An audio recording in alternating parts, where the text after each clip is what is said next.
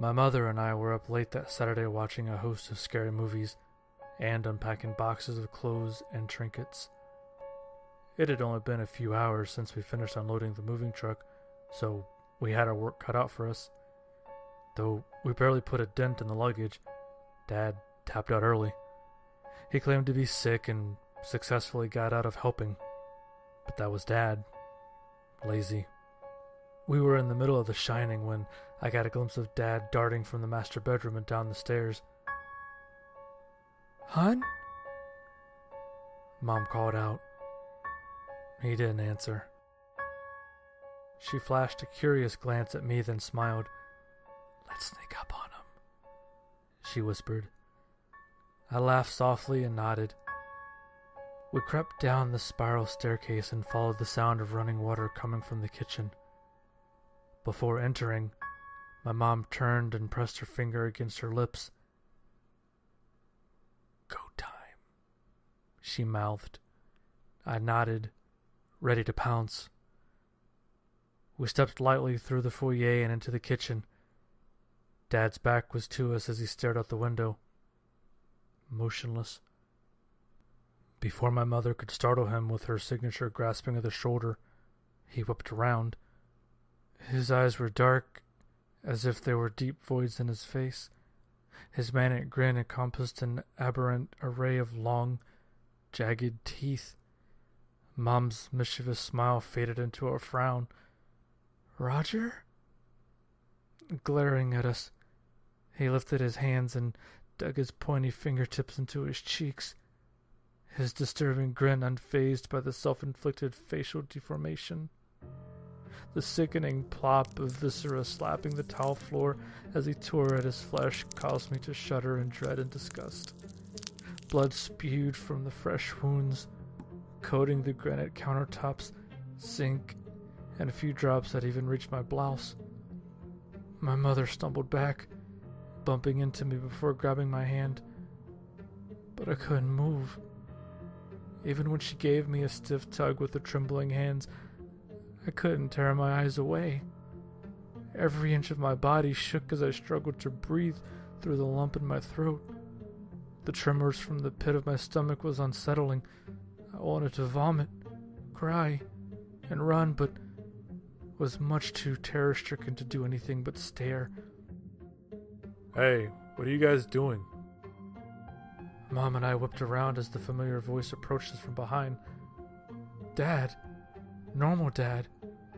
I turned back toward the sink to find nothing. No blood. No skin. Nothing. Even my blouse was blood-free. "Oh my God, Roger!" My mother ran to him and buried her face in his chest. Slowly he wrapped his arms around her.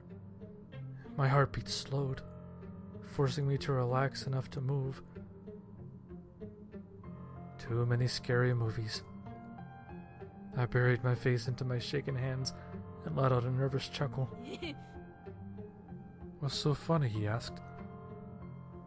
I peered up, anticipating to tell him that the scary movie has us on edge.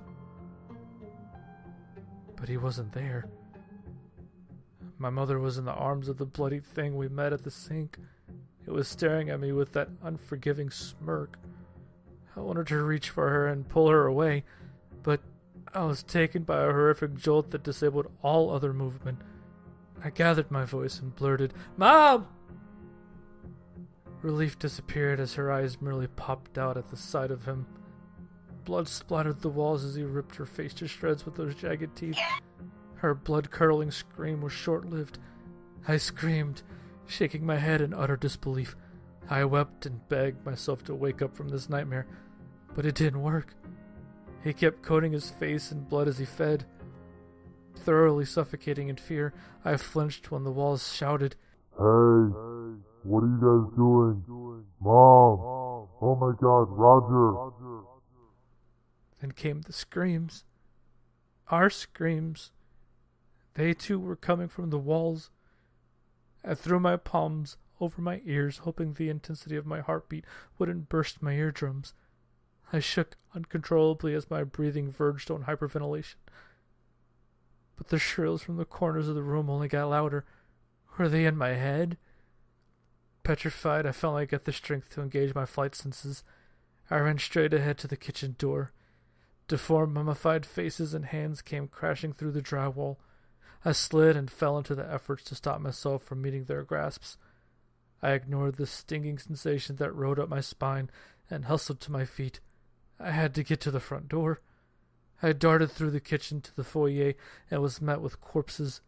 Some limped toward me, making stiff, snapping movements that came with a clatter of grotesque cracking joints. Others pulled their severed torsos across the floor, trailing blood and intestines. I teared up, and my breathing became hesitant as my body numbed in sheer terror. No! Keep moving! I turned my back toward the kitchen to take an alternate route through the dining room. As I dashed past Dad, who was still feasting on Mom's face, I tripped. My cheeks slapped the tile floor so hard my head bounced. I screamed as my jaw throbbed. The limping corpses overwhelmed the kitchen, entering from both the foyer and the dining room. I never would have made it out. They yanked at my limbs and dug into my flesh. But there was no pain. Even the pain from my jaw had subsided as a freezing sensation took my body. Then I was in the dark. I drowned in their low-pitched groans as they begged for freedom from these walls. But it was no use. Our souls are condemned to the mercy of this house for an eternity.